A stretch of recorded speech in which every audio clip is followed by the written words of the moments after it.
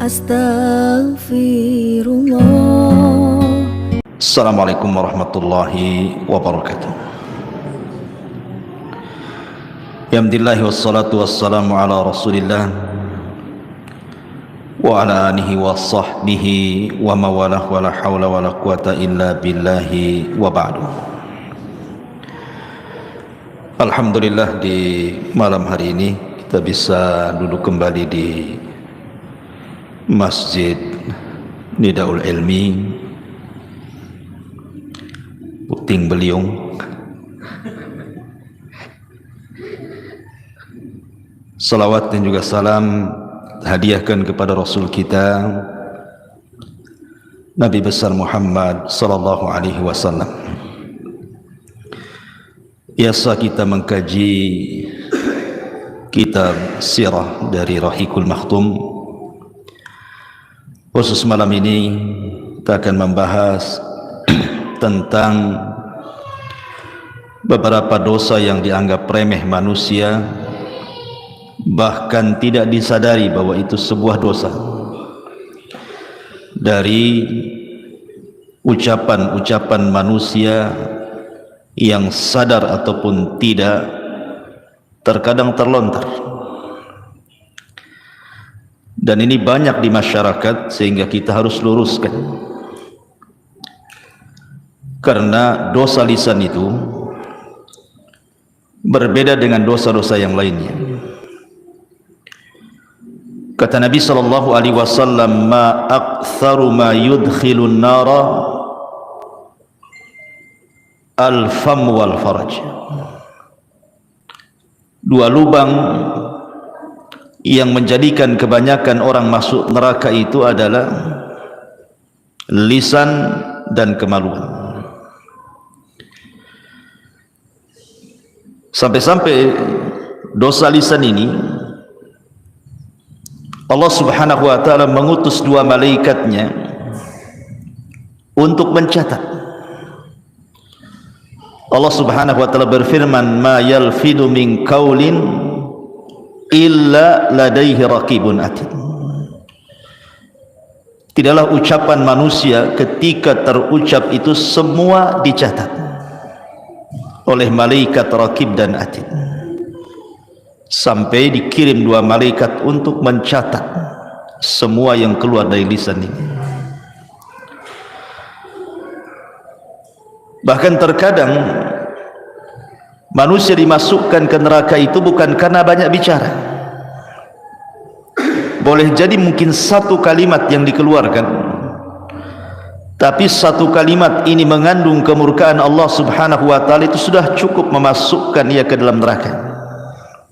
Sebagaimana hadis Nabi sallallahu alaihi wasallam, "Wa innal 'abda la yatakallamu bil kalimati min sukhtillahi la yulqi laha balan yahwi biha fi nari jahannam."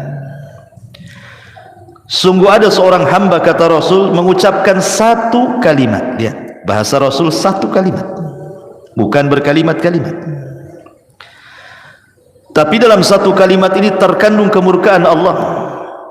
Hebatnya, dia ucapkan tanpa sadar, bukan dengan kesadaran dia ucapkan, tanpa sadar pula dia ucapkan. Maka dampaknya cukup melemparkan orang ini ke dalam jahannam. Wajar kalau Nabi sallallahu alaihi wasallam mengatakan kepada Mu'ad, "Thaqilatka ummuka ya Mu'ad, wa hal yakubbun nas fi nari ala wujuhihim aw ala manakhirihim illa hasaidu alsinatihim." Celaka dirimu hai Mu'ad, kebanyakan manusia terjerumus ke dalam neraka di atas wajah dan hidung mereka itu kecuali karena dosa-dosa lisan. Maka malam ini kita akan membahas tentang dosa lisan, kalimat-kalimat yang biasa diucapkan manusia padahal di dalamnya ada kemurkaan Allah subhanahu wa ta'ala. Apa saja kalimat-kalimat itu? Yang pertama, kita sering mendengar di masyarakat, kalau ada orang dinasihati, umpamanya seorang perempuan tidak pakai jilbab, dinasihati, pakailah jilbab, tutup aurat, berdosa. Apa katanya? Yang penting hatinya. Sering ngomong gitu kan, yang penting kan hatinya Ustaz katanya. Gitu ya. Ma'asyiral muslimin yang dimuliakan Allah Subhanahu wa taala, ini tersebar kalimat seperti ini, yang penting hatinya. Dikiranya Allah Subhanahu wa taala itu ya hanya menghisab hati orang saja. Allah itu bukan menghisab itu lantaran kesalahan hati saja. Kesalahan lisan, kesalahan badan, semua dihisab. Makanya dalam hadis yang masyhur Nabi SAW mengatakan, innallaha la yanzuru ila ajsamikum wala ila suwarikum walakin yanzuru ila qulubikum wa a'malikum. Allah memang tidak memandang bentuk tubuh kalian ataupun tidak memandang wajah-wajah kalian, tapi yang Allah pandang dua, pertama hati, dan yang kedua amalan. Amalan ini mencakup badan dan lisan. Maka hati-hati kalau ngomong yang penting hatinya itu, karena yang dihisab itu bukan hanya sekedar hati, saya ulangi, tetapi juga anggota badan dan juga lisan. Tadi hadis yang saya sebutkan, wa innal abda la yatakallamu bil kalimati min sukhtillahi la yulki laha balan yahwi sahibuha fi nari jahannam wa fi riwayatin tahwi bihi sab'ina kharifan finnar. Seorang hamba mengucapkan satu kalimat. Kalimat pakai apa? Pakai hati, pakai lisan.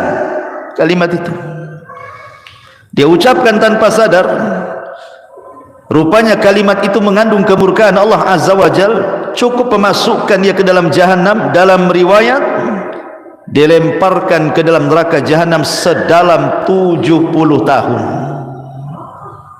Maka hati-hati ngomong seperti itu, yang penting hatinya. Orang yang ngomong yang penting hatinya pun belum tentu hatinya baik kan. Kalimat yang penting hatinya, emang hati anda yang ngomong begitu bersih? Kalau hati anda bersih, pasti akan melaksanakan perintah dan menjauhi larangan. Kalau bersih hatinya.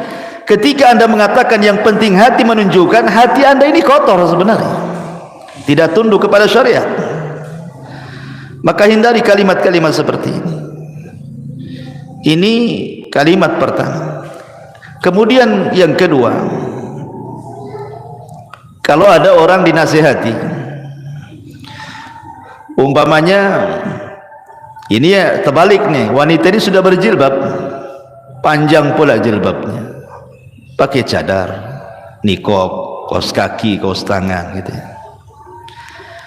Tetapi mungkin masih belum bisa meninggalkan perbuatan buruknya seperti ghibah, namimah, masih ada lah gitu. Muncullah kalimat apa?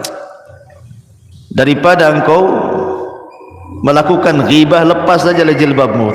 Buat apa pakai jilbab kalau lidahnya masih menggibah orang? Aneh kamu ini, kadang-kadang lidahmu lebih panjang daripada jilbabmu. Copot sajalah katanya. Masa orang suruh nyopot jilbab gara-gara ghibah? Anda harus paham, wa ma tuqaddimu min khairin ya'lamhu Allah. Kebaikan apapun yang anda sodorkan kepada Allah, Allah pasti akan membalasnya, sekecil apapun. Sebagaimana sekecil apapun dosa yang anda lakukan pun Allah akan mencatatnya. Jadi nggak ada hubungan kait antara jilbab dengan ghibah. Jilbab itu berpahala, ghibah itu berdosa. Tinggal ditimbang aja lah pahala dan dosanya. Sekarang kalau seandainya disuruh copot jilbab, copotlah jilbab dia, kemudian bergibah, apa 2 kali lipat tuh, kuadrat tuh dosanya. Udah nggak pakai jilbab, gibah lagi. Gimana tuh? Masih mendingan pakai jilbab ghibah daripada tak pakai jilbab dia ghibah kan? Dua-duanya dia kena. Sudah tidak nutup aurat, kena dia dosa. Ghibah kena lagi. Jadi kalimat-kalimat seperti ini tidak pantas. Cukup dinasihati ghibahnya saja, jangan pula suruh lepas jilbabnya. Buat apa pakai jilbab, kelakuannya kayak setan gitu. Ma'asyiral muslimin yang dimuliakan Allah Azza wa Jalla, ini tidak boleh. Atau umpamanya orang-orang yang terkejut, saya sering mendengar kata-kata itu, astaga pula diucapkan dia. Ada lagi ditambah, astaga naga, ada naganya pula situ. Atau ucapan yang lain apa ya, jangkrik pula keluar. Ada orang-orang yang terkejut itu aneh-aneh dia ucapkan. Harusnya, atau mungkin terkadang ya, orang ini salah mengucapkan niatnya baik. Ketika terkejut itu harusnya dia mengucapkan subhanallah, dia katakan masya Allah. Harusnya mengatakan masya Allah, dia ucapkan pula subhanallah. Maksudnya apa? Kalimat subhanallah ikhwan itu artinya maha suci Allah. Seharusnya ucapan subhanallah ini diucapkan kapan? Ketika mendengar keburukan atau melihat sesuatu yang antum tidak suka. Jadi kalau antum melihat keburukan di hadapan antum tidak suka, atau mendengar keburukan, antum ucapkan subhanallah. Tapi kalau antum melihat kebaikan di hadapan antum atau kabar yang baik, katakan masya Allah. Itu balik kan antum. Wow, kalau mantap subhanallah, masya Allah. Ya. Begitu juga ketika terkejutnya karena apa? Kalau terkejutnya karena sebuah keburukan, lupa, ya, tertinggal sesuatu di rumah, itu kan keburukan namanya. Katakan subhanallah, lupa tadi. Nah gitu ya. Atau umpamanya antum ngutangi orang, nggak bayar-bayar, udah lupa dengan dia, tahu-tahu bawa uang 1 koper, nih saya bayar, kan senang tuh, masya Allah. Gitu. Jadi terkejutnya itu jangan pakai bahasa-bahasa lain. Ya, bahasa-bahasa terkadang naudzubillah, saya pernah mendengar orang-orang awam itu kalau terkejut pula bahasa-bahasa jorok yang dikeluarkan. Bahasa-bahasa jorok yang dikeluarkan ini akan dihisab pada hari kiamat. Jangan. Ya, walaupun astaga ini apa? Bahasa apa astaga? Bahasa apa astaga? Hah? Belum tahu bahasa apa? Bahasa Melayu kan? Enggak ya? Mungkin astagfirullah disingkat jadi astaga gitu ya. Maksudnya astagfirullah disingkat jadi astaga gitu. Masya Allah ya. Ma'asyiral muslimin yang dimuliakan Allah Azza wa Jalla. Atau mungkin bahasanya halus ikhwan. Bahasanya halus. Tapi hakikatnya di dalamnya tidak layak diucapkan. Contoh umpamanya, ada orang melihat musibah. Orang terkena musibah nih. Ya. Mungkin kemalangan, mungkin anaknya mati, keluarganya ada yang mati gitu, pokoknya musibah lah, dan kita kasihan dengan dia karena melihat musibah yang dideritanya, kita kasihan pula sama dia. Akhirnya dia ngomong gimana coba? Nggak layak orang seperti itu dapat musibah tuh, kasihan katanya. Nggak boleh kawan ngomong seperti ini. Layak tidak layak dalam mendapatkan musibah itu Allah yang menentukan. Antum kira apa semua musibah itu jelek? Tidak. Terkadang musibah itu untuk mengangkat derajat. Karena Nabi SAW yang mengatakan dalam hadis, ma yusibul mu'min min syaukatin wa ma fawqaha illa rafa'ahu Allah. Tidaklah sebuah musibah menimpa seorang mukmin, apakah tertusuk duri atau mungkin di atas itu, terkadang Allah sengaja mengangkat derajatnya. Maka dulu ada orang soleh, dia tidak punya anak kecuali satu. Orang soleh ini tidak punya anak kecuali satu, dan dia sangat mencintai anaknya. Jadi Allah takdirkan anaknya meninggal, kemudian dikebumikan ke pekuburan. Jadi murid-muridnya orang saleh ini murid-muridnya orang soleh ini tiba-tiba berteriak dan mengatakan, ya Rabb, kenapa mesti anak guru kami yang soleh ini yang meninggal, kenapa enggak kami saja, katanya. Kenapa enggak kami saja? Maka orang soleh ini marah dan mengatakan, apa yang kalian katakan? Kalian itu sudah menentang Al-Quran. Kemudian dia membacakan ayat di dalam surah Al-Baqarah, wa ma min musibatin innalillahi, itu gimana ayatnya? Alladzina idza asabahum musibatun qalu innalillahi wa inna ilaihi rajiun. Harusnya kalian mengucapkan innalillahi wa inna ilaihi rajiun, bukan mengucapkan seperti itu. Kenapa enggak aku saja? Kenapa mesti dia, kan? Kalimat seperti ini, ikhwan, ada kalimat halus, seolah-olah orang ini menuduh Allah Subhanahu wa ta'ala apa? Zalim. Menuduh secara tidak langsung, mengatakan Allah zalim sama orang itu. Allah tidak zalim. Ketika Allah Subhanahu wa ta'ala menimpakan musibahnya kepada seseorang, imma Allah sedang mengangkat derajatnya, atau imma Allah sedang menyadarkannya. Allah tegur dia supaya dia jangan terus bermaksiat, ditegur supaya sadar.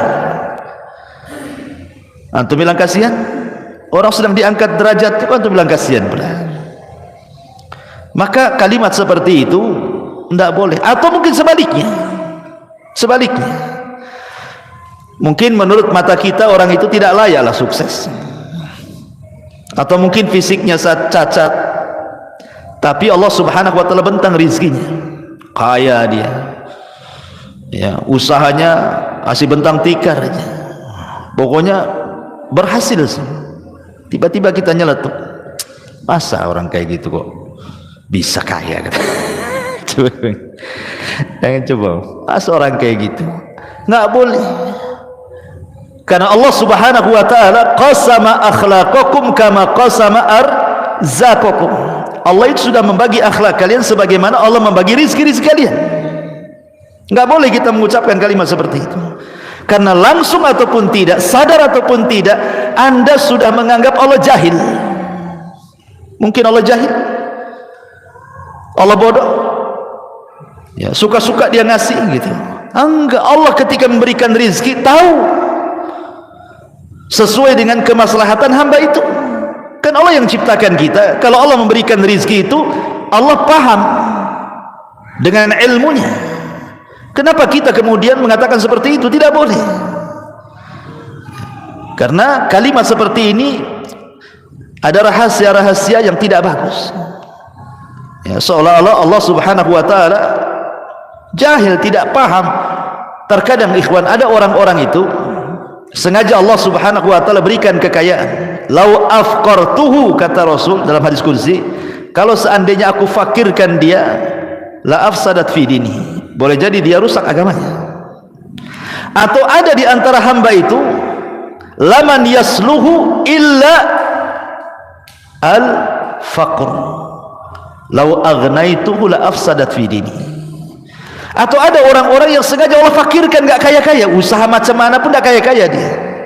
Sebab kata Allah dalam hadis qudsi, sebab kalau aku buat dia kaya, makin rusak agamanya. Allah maha paham ya apa yang diberikan. Gak boleh kita ngomong seperti itu. Dan ngapain pula antum ngurusi orang? Kok ngurusi orang pula? Itu hasad namanya, ya kan? Maka kalimat-kalimat seperti itu tak layak diucapkan.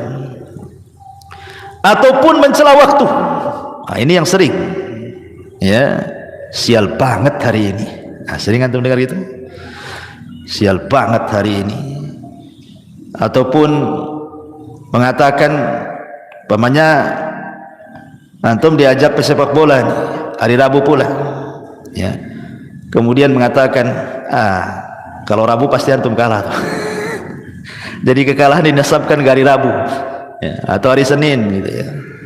Atau orang-orang Jawa gitu ya, ada sebagian mereka yang masih meyakini bulan Suro itu bulan petaka. Kalau datang bulan Suro, aduh ini bulan penuh petaka ini katanya.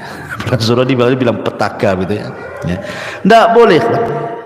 Atau lebih parah lagi nih, zaman edan katanya. Kamu yang edan, bukan zaman. Ya. Kalimat-kalimat seperti ini tidak boleh. Kenapa demikian?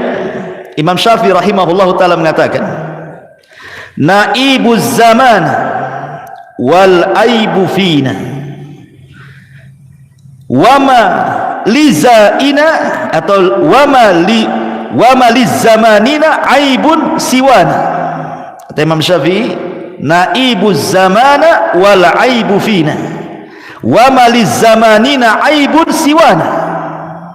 Kata Imam Syafi'i rahimahullahu ta'ala, kita mencela zaman, waktu, sedangkan yang tercela adalah kita.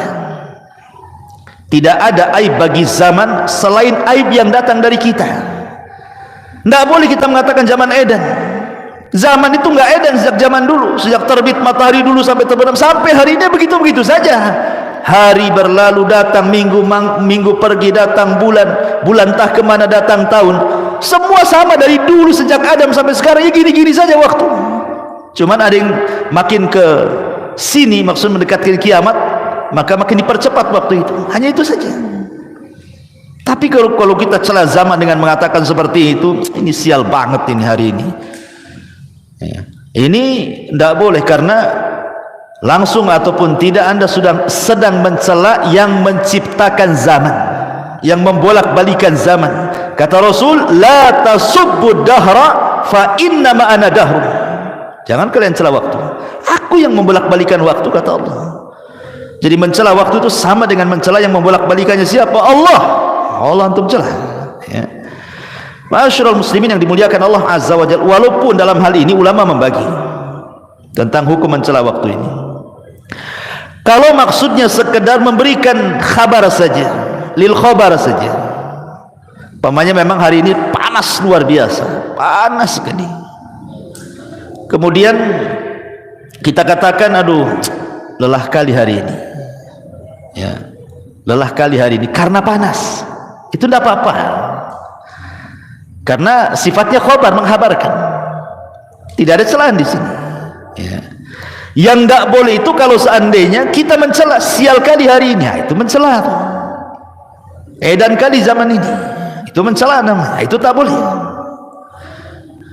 Atau yang ketiga bisa jatuh kepada syirkul akbar. Kalau yang tadi mencela zaman bisa saja masuk kepada syirkul asghar atau haram. Tapi kalau dia mencela zaman atau meyakini zaman itulah yang membawa petaka, maka ini bisa syirkul akbar, karena zaman itu tidak bisa apa-apa oleh yang putar. Ya. Menasabkan peristiwa kepada zaman itu salah. Ini juga diantara ucapan yang sering diucapkan manusia. Atau umpamanya berandai-andai. Di masyarakat kan suka tuh ngomong berandai-andai itu. Tapi bukan untuk lil khabar, bukan karena khabar menghabarkan, atau bukan karena sebuah nikmat, bukan. Kalau untuk khabar dan nikmat tidak ada masalah. Contoh umpamanya, seandainya kamu datang kemarin, wah, kami masak-masak nasi kebuli, itu tidak apa-apa, ngasih kabar, ya kan, nggak ada masalah kan, ya. Atau umpamanya dia berandai-andai, andai aku seperti dia kaya, aku pun sama lah mau haji, tidak ada masalah. Ya. Tapi kalau andai-andainya itu sudah nyerepet takdir, cobalah anakku nggak keluar hari ini, nggak ketabraklah dia. Nah, ini kan nggak boleh ngomong gini, karena tidak ada urusan keluar dengan tidak keluar dengan soal kematian.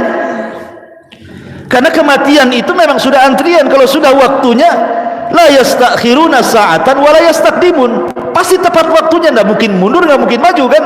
Walaupun anak anda nggak keluar pasti mati, entah kepleset, entah apa di rumah kan. Jadi nggak ada urusan kematian dengan keluar atau tidak keluarnya. Maka mengandai-andai seperti ini tidak boleh. Atau juga yang tidak sadar kadang-kadang mengatakan umpamanya, kalau bukan karena dokter ini anak saya mungkin lewat lah. Bayangkan, Allah tidak disisakan, Allah kemana? Kenapa mesti dokter itu yang seolah-olah mengobati anak? Gila, kemana Allah? Padahal Allah mengatakan, wa idza maridtu fahuwa yashfin. Kata Ibrahim, kalau aku sakit Allah yang menyembuhkan. Walaupun maksudnya sebenarnya dia yakin Allah yang menyembuhkan lewat perantara dokter, tapi kata-katanya itu yang masalah itu syirkul asghar namanya, tidak boleh. Apalagi kalau diyakini dokter itu yang menyembuhkan, syirik besar lagi dia. Nah, ini kalimat andai-andai ini bahaya. Andai saya hendak ke sana, tentu nggak akan terjadi seperti ini. Coba saya tadi jalan pulang nggak lewat sini, nggak jatuhlah sini lubang. Nah, itu kan andai-andai kayak gini bahaya.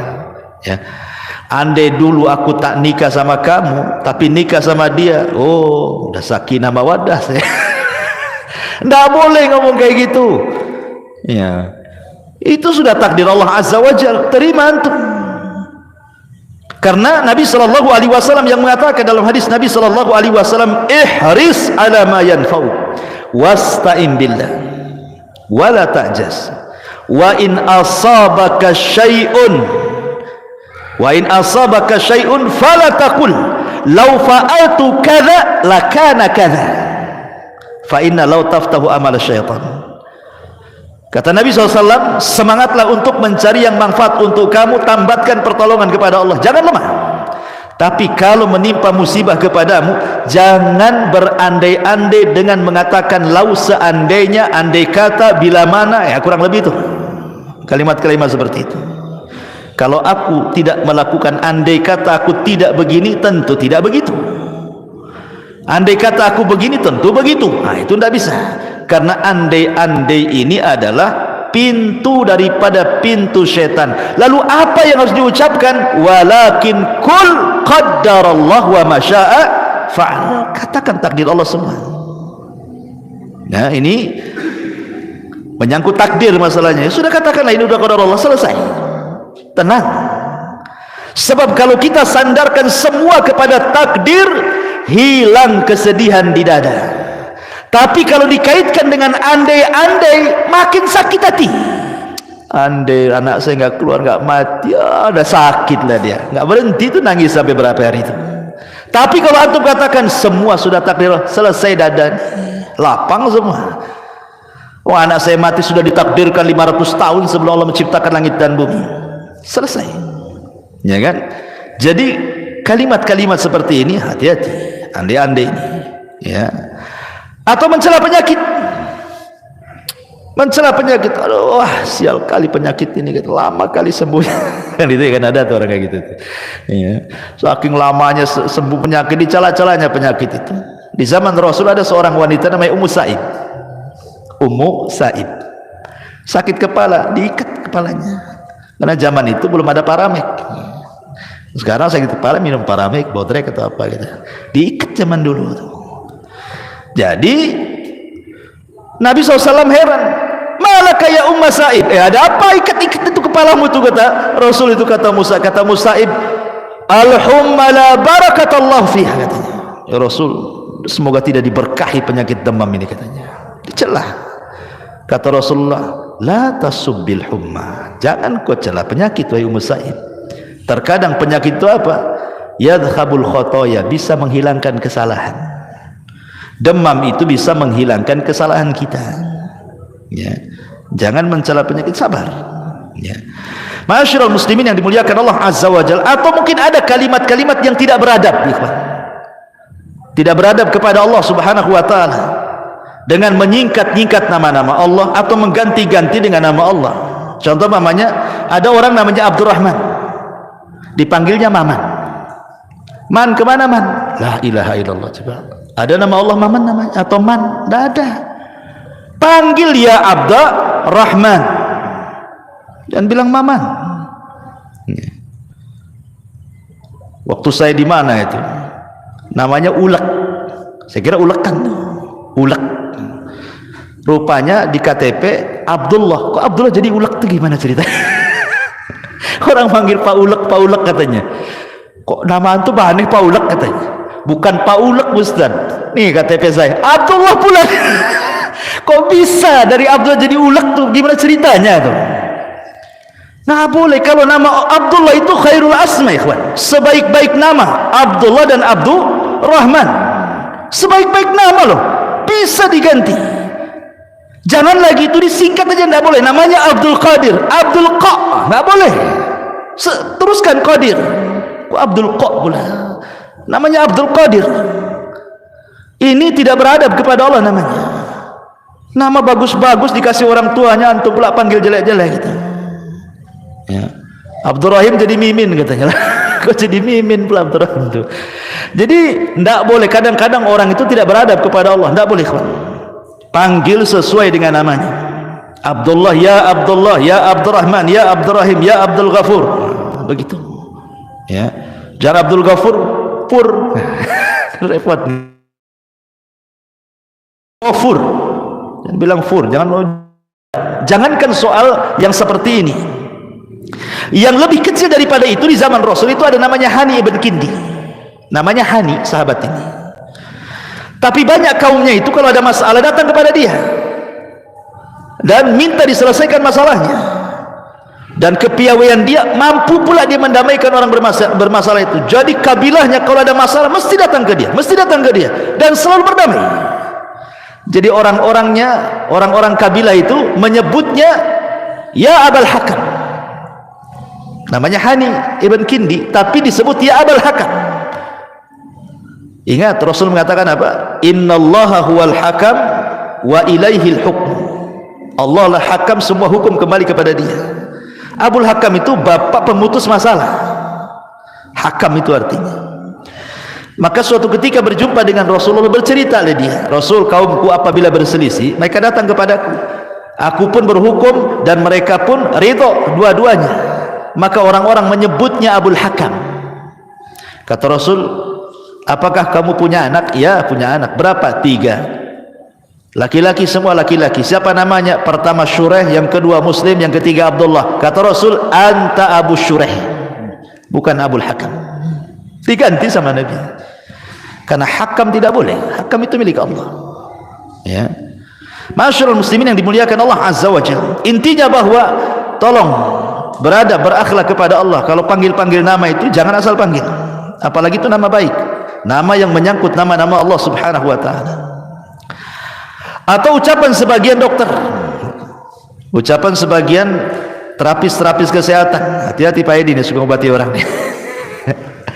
Ini kalau gimana dok, pasien dok? Ya kami ini hanya berusaha, sisanya diberikan sama Allah katanya. Coba Allah kasih sisa pula pada sisanya kepada Allah katanya. Dari awal sampai akhir Allah yang nyembuhkan, nggak ada sisa-sisa. Masa Allah disisa itu gimana? Seolah-olah antum yang paling berjasa, Allah pula sikit sisanya. Akalnya di mana coba? Ya, padahal Allah Subhanahu wa taala jelas-jelas mengatakan kul innal amra kulluhu lillah. Katakan semua perkara itu milik Allah dari awal sampai akhir. Kalau bahasanya mungkin begini, ya saya sih cuma usaha, tapi semuanya saya serahkan kepada Allah. Nah, itu kan bagus tuh. Ini enggak, saya sih ya saya akan usahakan, sisanya saya kasih Allah. Allah disisain dulu. Hati-hati nih yang tukang obat-obat ini kan. Taib. Ini juga masalah. Kemudian juga yang banyak di masyarakat itu menyangkutkan masyiah kepada takdir. Ya, sya'atil aqdar bahasa Arabnya. Mungkin bahasa kitanya ya. Ya semua atas kehendak takdir. Semua atas kehendak takdir. Ya kalau takdir berkehendak ya jadilah katanya. Takdir ini makhluk Allah. Masa antum kemudian meletakkan masyiah kepada makhluk? Lanjutkan kata-katanya, semua atas takdir Allah. Allahnya jangan tinggal. Jangan didasarkan kepada takdir saja. Jadi harus dipahami di sini, takdir kan makhluk Allah. Allah yang kemudian memerintahkan untuk mencatat, dicatat di Lauhil Mahfuz. Lauhil Mahfuz makhluk Allah. Kecuali Al-Quran, itu kalamullah. Tapi catatannya seperti di mushaf ya itu makhluk kan gitu ya, kertasnya makhluk, tapi kalam yang dicatatnya kalamullah. Ya. Jadi ini, dan takdir ini kan sifatnya maknawi, ikhwan. Bukan sifatnya hissi bisa diraba. Takdir itu kan maknawi, tidak bisa diraba. Bagaimana kemudian seseorang hanya meletakkan masyiah kepada takdir gitu. Jangan bilang semua atas kehendak Allah. Itu lebih tepat lagi. Ya, taib. Kemudian juga terkadang ada orang yang kadang-kadang marah sama orang, mungkin benci sama orang itu. Akhirnya dia mengucapkan kalimat seperti ini, saya haramkan dia ke rumah saya, katanya. Saya haramkan dia ke rumah saya. Haram saya bagi dia itu. Nggak boleh. Halal haram itu milik Allah. Yang berhak mengatakan hadza halal, hadza haram itu Allah. Kita tidak punya hak mengharam-haramkan orang. Allah tidak mengharamkan orang masuk rumah antum kan gitu. Kecuali kalau seandainya ada orang yang melakukan maksiat, kita katakan haram alaika, haram. Apa ini? Itu benar, mengharamkan yang Allah haramkan kan. Tapi antum mengatakan haram dia menginjak rumah saya, lah antum mengharamkan sesuatu. Nabi saja ketika mengharamkan madu gara-gara kecemburuan Aisyah dengan Hafsah, akhirnya turun ayat, ya ayyuhan nabi lima tuharrimu ma ahallallahu lak tabtagi mardata azwajik. Hei Nabi, kenapa kau haramkan yang Allah halalkan, hanya mencari keridhaan istrimu? Tidak boleh. Ya. Jadi urusan halal haram itu urusan Allah. Bahasanya pakai jangan bahasa haram lah gitu. Saya tidak suka dia datang ke rumah, kan enak gitu ngomong begitu. Saya haramkan dia ke rumah saya. Dia pula yang mengharamkan gitu. Ya. Masyaallah muslimin yang dimuliakan Allah Azza wa Jalla. Atau umpamanya, saya juga sering mendengar kalau ada anak itu nakal kali, apa kata orang? Dasar anak setan gitu. Ya kan, ada kan orang begitu ya. Oh, dasar anak iblis itu kata. Ya Allah ya Rabb, enggak boleh kayak gitu. Allah mengatakan a antum tazra'unahu am nahnu zari'un. Allah mengatakan a antum tazra'una, kamukah yang menumbuhkan anak itu ataukah Allah Subhanahu wa taala yang menumbuhkannya? Allah yang menciptakan dia dari anak orang, antum bilang anak setan. Nabi SAW pernah mengatakan begini, la taqul ta'isha syaitan fa innaka idza qulta dzalika ta'azam hatta yakuna misla al bait wa yaqul bi quwwati walakin kul bismillah fa innaka idza qulta dzalik tasaghara hatta yakuna misla dzubab. Jangan kamu mengucapkan celaka setan. Celaka setan sama juga, karena anak itu celaka tidak anak setan. Ya, kurang lebih bahasanya itu. Jangan mengatakan celaka setan. Karena ketika kamu mengucapkan kalimat itu, maka setan akan merasa besar dirinya seperti seukuran rumah. Setan akan membanggakan dirinya, dia jatuh karena kekuatanku. Namun ucapkanlah bismillah, karena jika kamu mengucapkan kalimat itu, setan akan mengecil hingga seperti lalat, kata Rasul. Ya. Jadi ingat, jangan sembarang orang mengatakan anak setan, anak iblis gitu ya, tak boleh. Itu anak orang itu, bapaknya tahu marahlah. Ini anak saya, bukan anak setan. Bisa marah tuh. Ya, ini kalimat-kalimat seperti ini tidak boleh, dan termasuk mencela, tidak boleh. Ya. Ataupun umpamanya seseorang membanggakan dirinya, aku lebih baik dari dia lah katanya. Nah, itu sering terjadi tuh. Antar kita aja gitu. Aku lebih bisa daripada dia, lebih hebat, lebih bisa, lebih semuanya. Itu ananiyah namanya. Ini ucapan yang pertama kali ngucap kalimat ini iblis. Ana khairun minhu, khalaqtani minar wa khalaqtahu min tin. Aku lebih baik dari Adam. Kau ciptakan aku dari api, kau ciptakan dari tanah. Anania, kalau sudah aku ini hati-hati. Ya, ya, anak khairu min, aku lebih baik dari dia. Kecuali kalau tidak menyebut dia, insya Allah kalau saya kerjakan saya lebih baik lah. Tapi saya nggak menyombongkan dengan orang kan. Kalau hanya ngomong begitu saya nggak ada masalah. Kemudian juga melakobi orang dengan lakob-lakob binatang. Itu si babi ya. Kan ada, saya pernah dengar, si anjing, si babi, si goblok, si kerbau, si dungu, wah macam-macam di masyarakat ini. Tidak boleh melakobi orang seperti itu. Manusia itu diciptakan laqad khalaqnal insana fi ahsani taqwim. Kok antum pula panggil dengan bahasa binatang? Ya ayyuhalladzina amanu la yaskhar qaumun min qaumin asa an yakunu khairan minhum wala nisa min nisa'i asa an yakuna khairan minhunna wala talmizu anfusakum wala tanabazu bil alqab bi'sal ismul fusuqu ba'dal iman. Wahai orang-orang yang beriman, janganlah satu kaum mengolok-olok kaum yang lainnya. Boleh jadi mereka ini para olok-olok jauh lebih baik daripada mereka yang mengolok-olok. Dan jangan pula perempuan-perempuan mengolok-olok perempuan yang lain. Boleh jadi perempuan yang diolok-olok lebih baik daripada yang mengolok-olok. Dan jangan pula kalian saling mencelah dan memberikan lakob-lakob buruk sama orang. Nggak boleh. Ini kan kasar ya, si anjing, si babi, si dungu, si goblok, si ya Allah ya, ngeri itu kalimat-kalimat itu. Jangan seperti itu. Mencela fisik orang saja tidak boleh. Apa bahasa trennya itu? Body apa? Shaming. Ya, itu kan pernah viral juga ya, body shaming itu ya. Ya kan, ada ya dulu ya. Sampai saya dengar ada aturan negara itu keluar gara-gara body shaming itu kan. Ya gimana coba? Mau tembem pipinya kok kayak bakso kan. Gara-gara tembem dibilang bakso pipinya. Atau pipi kok di pinggang katanya, karena pinggangnya mungkin tembem gitu. Subhanallah, la haula wala, gigi kayak gergaji gitu ya, karena lubang-lubang gitu ya. Itu jambut apa akar siwak gitu ya. Subhanallah ikhwan, body shaming tidak boleh, haram. Antum mencela body orang itu sama dengan mencela yang menciptakannya, tidak boleh. Di zaman Rasul ada seorang namanya sahabat Abdullah bin Mas'ud radhiyallahu anhu. Abdullah bin Mas'ud ini naik ke atas pohon kurma. Pohon kurma.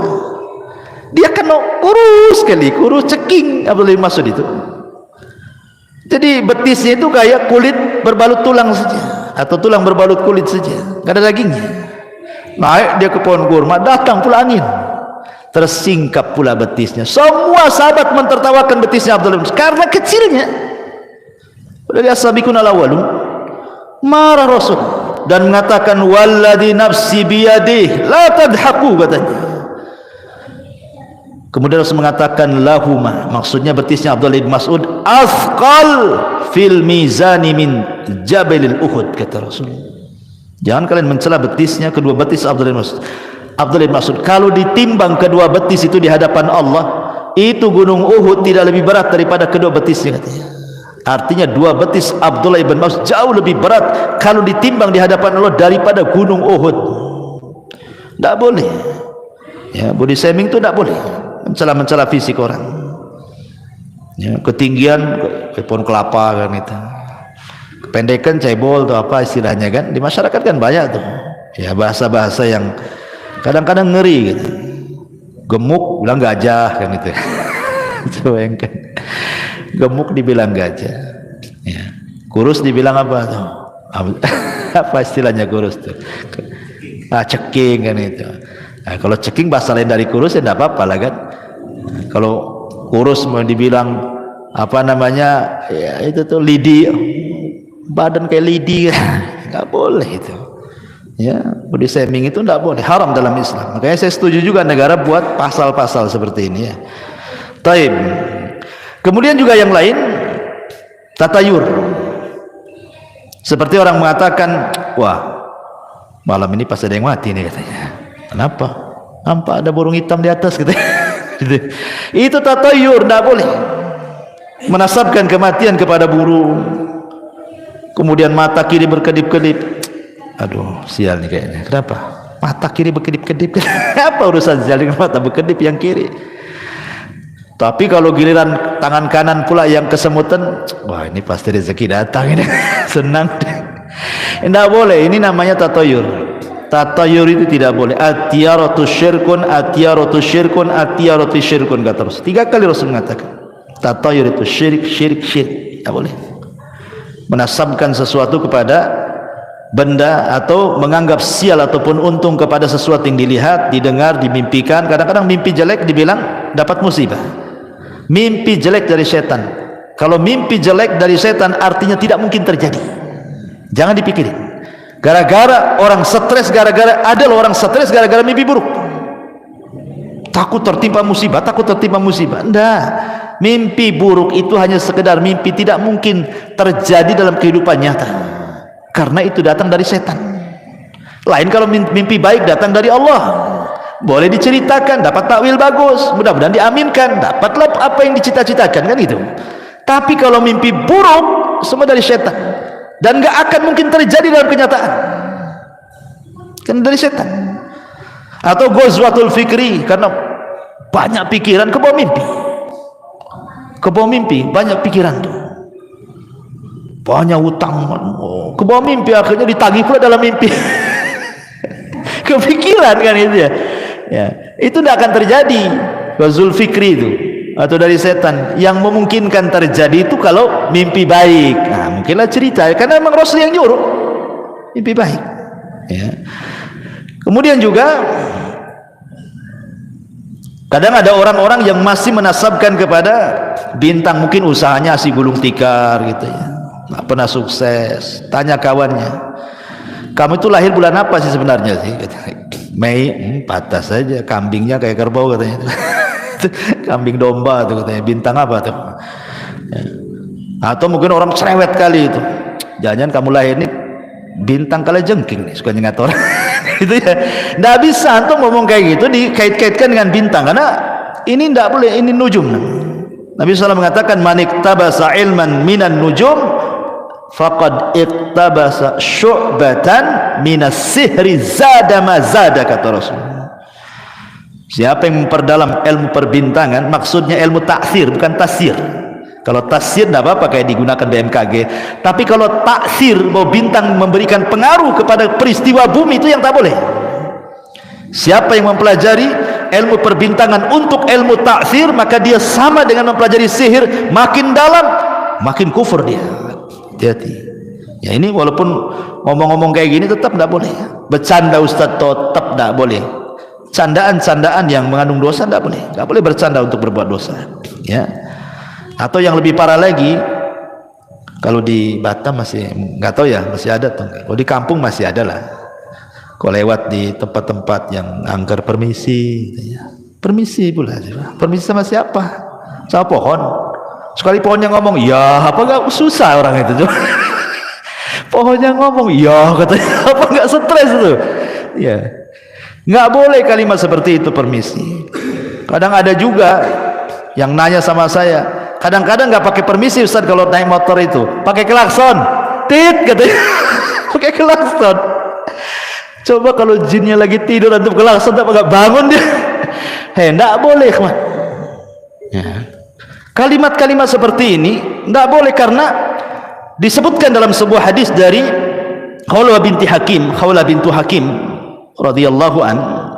Jadi dia pernah mendengar Nabi mengatakan, man nazala manzilan thumma qala a'udzu bikalimatillahi tammati min syarri ma khalaq. Apa kata Rasul? Lam yadurru syai'un hatta yartahil min manzilihi dzalik.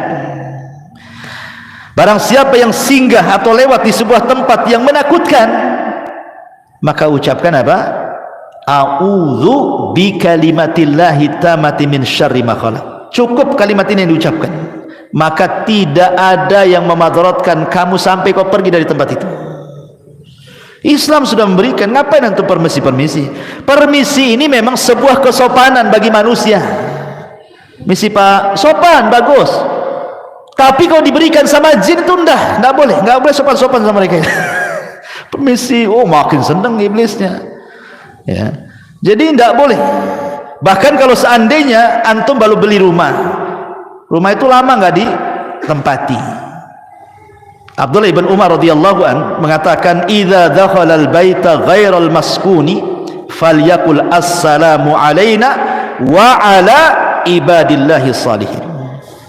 Apa kata Rasul, kata Abdullah ibn Umar, jika seseorang masuk di rumah yang tidak berpenghuni, sudah lama ini nggak ditempati, antum pulang kampung banyak lama nggak ditempati, itu 2-3 bulan di kampung baru datang kan rumah lama nggak ditempati, maka ucapkan assalamu alaina wa ala ibadi as-salihin. Salam bagi diri kami dan salam bagi hamba-hamba Allah yang soleh. Maksudnya boleh jadi ada jin-jin muslim dalam rumah kita ini yang menjawab salam, jin-jin muslim, dan jin muslim gak akan mengganggu kita. Yang tukang iseng ganggu kita itu jin fasik gitu ya, kadang-kadang buat suara gitu kan, senggolnya kaleng kongguan jugreng malam-malam tuh, takutlah orang kan, banyak anak kucing kan gitu. Kadang-kadang gorden gelebar. Sebenarnya nggak ada setannya, antum lupa nutup jendela itu angin masuk gelebar. Ini sudah ikut-ikut merinding. Ada apa gorden digugur gerak-gerak gitu ya kan? Ya, ikhwan, atau mungkin suara angin. Memang setan itu akan masuk dalam semua media, entah angin, entah suara, entah bayangan. Memang sengaja nakut-nakuti kita sebenarnya. Makanya kata Nabi SAW, kalau antum lewat ke sebuah tempat yang menakutkan dalam rumah, cukup menyebutkan bismillah wala tubali, kata Rasul. Ya, orang takut nih mau keluar rumah, entah ada barang yang tertinggal di luar mau ngambil, malam-malam pula gitu kan, anjing tangga pula berisik gitu ya, gelap pula lampu, hujan pula deras, la ilaha illallah, samping kuburan pula rumahnya, makin lah kan gitu kan. Jadi cukup mengucapkan bismillah, jangan pedulikan. Atau ibu-ibu ini mau ngambil sesuatu di dapur, haus, malam-malam, jam 1 bangun, listrik mati, penerangannya pakai handphone aja ya. Kemudian di center gitu, mana nih minuman letak di mana, mulai takut. Maka kata Rasul, bismillah, jangan pedulikan di dapur, ambil air, bergegas. Kalau takut lari kan itu ya. Tapi jangan ditabrak-tabrak belum. Minum, sudah selesai, bismillah. Takut kepada setan tidak syirik, karena setan itu musuh kepada kita, sama dengan kita takut sama orang jahat, tidak syirik ya. Ada orang ngancam kita, saya bunuh kamu, wajar kita takut ya. Takut sama setan juga wajar, karena setan musuh kita. Yang tidak wajar itu kalau kemudian kita ladeni mereka. Browsing dia, setan takut sama bawang gantung katanya, gantunglah semua bawang di pintu, sama garam disebarlah, habislah debu dapur. Ikhwan, sayang kan, itu apa coba? Atau teriak-teriak, hei siapa di dapur? Sekali ada yang jawab, apa antum gak stres? Kan itu. Jadi tidak boleh, nggak usah, kata Rasul, jangan dipedulikan, cukup baca basmalah saja, beranikan. Karena hakikatnya mereka juga takut dengan kita, sebagaimana kita pun takut sama dia sebenarnya. Jadi kalau kita berani, mereka takut. Kalau kita takut, mereka pula yang berani. Sekarang adu mental aja di situ tuh. Antum adu mental di situ. Kalau berani, mereka takut. Kalau kita takut, mereka pula berani ya. Tapi jangan pula uka-uka antum tes keberanian itu. Kesurupan lah antum. Uka-uka di Barelang sana. Ya, banyaklah kesurupan. Apain pula antum ganggu sarang jin pula? Ya, bukan itu uji mental, uji nyali itu. Ma'asyiral muslimin yang dimuliakan Allah Azza wa Jalla. Kemudian juga ini kalimat-kalimat yang ya menurut saya sih ngeri sekali ya, kalimat-kalimat seperti ini kan. Sebaiknya jangan diucapkan ya. Izin kepada jin lewat permisi ya, maka itu dilarang dalam Islam, karena bagaimanapun bagi seorang yang muwahhid tidak pantas takut kepada setan. Takut itu hanya diberikan kepada Allah Subhanahu wa ta'ala ya. Kemudian juga kalimat sumpah, demi bapakku ya kan, demi ibuku tolonglah, tidak boleh. Bersumpah kepada selain Allah, apakah kepada ibu bapak kita, dilarang dalam Al-Quran. Allah mengatakan di dalam Al-Quranul Karim, ala innallaha, dalam sebuah hadis, dalam sebuah hadis yang dikeluarkan Bukhari dan Muslim, Nabi mengatakan, innallaha yanhakum an takhlifu bi abaikum, faman kana halifan falyakhlif billahi aw liyasmut. Kata Nabi, Allah melarang kalian untuk bersumpah kepada bapak moyang kalian atau kepada bapak-bapak kalian. Kalau hendak bersumpah, maka bersumpahlah kepada Allah. Demi Allah, jangan demi bapakku, demi ibuku, nggak boleh. Ustaz, demi cintaku padamu gimana? Ya. Kalau itu jadi sumpah, tidak boleh. Kalau itu maksudnya sumpah Demi cintaku lo dimaksudkan sumpah, tidak boleh. Syirik asghar tidak boleh. Karena Rasul mengatakan falyahlib billahi aw liyasmut.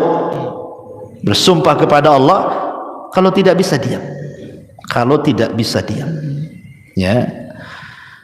Ini juga hal-hal yang terkadang di masyarakat itu sering kita mendengarnya. Apalagi kawan ya, biasanya yang sering antum dengar apa lagi? Hah? Ada antum dengar istilah-istilah lagi di masyarakat? Ya. Ini yang saya catat aja ya. Lah kalau yang seperti ini aja terlarang. Apalagi lebih daripada ini. Mencela Allah, mencela Islam, mencela Al-Quran. Masyaallah muslimin yang dimuliakan Allah Azza wa Jalla. Kapan hari saya dengar YouTube itu ya? Ya. Jadi di YouTube itu ada orang yang mencela seolah-olah mungkin dia melihat ada kelakuan beberapa umat Islam, kelakuan mungkin menurut pandangan dia tidak sesuai dengan syariat. Akhirnya dia mengatakan, kalau Islam kayak gitu lebih baik aku kafir, katanya. Ini enggak boleh kawan kalimat ini. Masa mendoakan kekafiran seperti itu? Enggak boleh. Seolah-olah kemudian mengeneralisir semua orang kayak dia kan itu. Ya kalau memang dia saja salahkan. Jangan kalau Islam kayak dia enggak akan saya masuk Islam, saya kafir aja katanya. Sampai kemudian mengatakan sejak kapan Nabi Muhammad itu agamanya Islam? Otak di mana otak jadi dengkul gini ya. Masyaallah muslimin yang dimuliakan Allah Azza wa Jalla. Bisa dia mengatakan seperti itu? Liberal, pemahaman liberal ikhwan. Dengan mengatakan mana sejak kapan Nabi Muhammad itu Muslim? Bukan liberal, maunya itu menyamakan semua agama kan begitu. Allah mengatakan faqulu syhadu bi anna muslimun. Faqulu syhadu bi anna muslimun. Katakan saya ini muslim, berserah diri itu artinya. Karena Islam itu artinya berserah diri. Ya. Dan makna Islam itu salah satunya apa? Bara'atu minasyirki wa ahli. Berlepas dari kesyirikan dan para pelakunya. Kalau semua agama sama, tidak sama. Karena di antara makna Islam itu adalah bara'atu minasyirki wa ahli. Berlepas dari kesyirikan dan para pelakunya. Sekarang Nasrani, di mata kita mereka musyrik. Karena menyatakan Isa itu Tuhan, menyekutukan kan. Yahudi kita katakan bukan hanya kafir juga gitu. Ada bau-bau musyrik yang mengatakan Uzair itu anak Allah. Allah mengatakan qul huwallahu ahad, Allahus samad. Lam yalid wa lam yulad wa lam yakul lahu kufuwan ahad. Allah yang mengatakan lam yalid wa lam yulad, dia pula yalid yulad. Gimana ceritanya? Ya. Jadi ini kalimat-kalimat bisa saja masuk ke munafikan, menghancurkan Islam dari dalam orang kayak gini. Ya. Itu loh yang kribo-kribo tuh. Ya, yang ngomong tuh ya. Ma'asyiral muslimin yang dimuliakan Allah Azza wa Jalla. Ataupun seseorang mengaku memiliki nasab kepada Nabi, tetapi sebenarnya tidak ada bukti nasab dia kepada Nabi. Saya ini loh Habib juga loh. Nah, saya Habib, saya ini dari kabilah Asegab atau kabilah apa gitu ya. Nah, biasanya kan hanya ngaku saja, nggak ada buktinya. Maka Nabi SAW mengatakan manidda ila ghairi abi wa huwa ya'lam annahu ghaira abihi fal jannatu alaihi haram, kata Rasulullah. Barang siapa yang mengaku nasabnya kepada selain ayahnya padahal dia tahu dia bukan ayahnya, sorga bagi dia haram. Haramkan sorga, hati-hati. Jangankan itu, orang berdusta dalam mimpi, dia sebenarnya tidak pernah bermimpi, tapi dia berdusta, saya bermimpi begini, padahal nggak pernah bermimpi. Maka Rasul mengatakan itu sedusta-dustanya kedustaan orang yang berdusta dalam mimpinya. Itu saja nggak boleh ya. Apalagi kemudian sampai berdusta atas nama Al-Quran, berdusta atas nama hadis dengan meriwayatkan hadis-hadis palsu. Ini bulan Rajab banyak nih, hati-hati nih.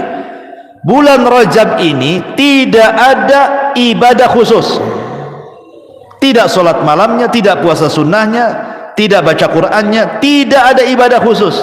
Walaupun semua ibadah diberikan pahala besar, maksudnya ibadah rutinitas yang kita lakukan, tapi kalau dikhususkan itu hadisnya kalau tidak maudhu, dhaif.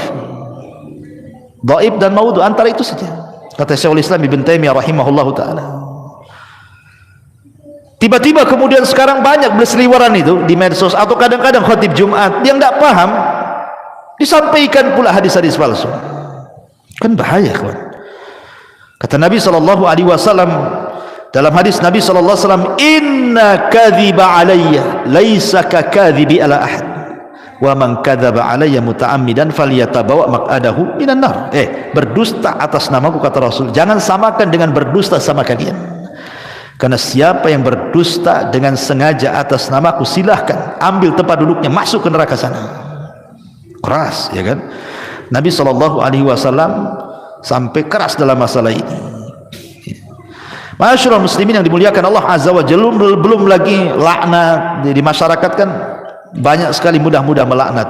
Dikit-dikit bilang goblok, dungu, setan, macam-macam, ya kan? Ucapan-ucapan itu, makin di orang awam biasa kalimat itu kan. Tapi kita orang yang sudah ngaji ini takut mengucapkan kalimat itu. Karena Rasul yang mengatakan, Rasul mengatakan, la yakununa la'anuna wala syuhada yaumal qiyamah. La yakunu la'anun syufa'a wala syuhada yaumal qiyamah. Tukang laknat itu tidak akan dapat syafaat, bahkan tidak akan jadi saksi pada hari kiamat. Diharamkan syafaat bagi dia, naudzubillah. Pada orang di yaumul akhir itu syafaat diperlukan, karena itu yang bisa menyelamatkan. Ini orang pelaknat ini tidak akan dapat syafaat, berarti hanya satu dapat rahmat Allah. Dia kalau dapat rahmat, ya, dia bisa selamat. Kalau tidak, habislah dia kan itu. Maka, dan banyak lagi lah ini yang bisa saya rangkum dari ucapan-ucapan manusia yang kadang-kadang tidak sadar kita ucapkan, rupanya di balik itu ada kemurkaan Allah Subhanahu wa taala. Wallahu alam, mudah-mudahan ada manfaatnya. Ini yang bisa saya sampaikan. Subhanakallah bihamdika asyhadu an la ilaha illa anta astaghfiruka wa atubu ilaik. Allahu taala alam. Assalamualaikum warahmatullahi wabarakatuh.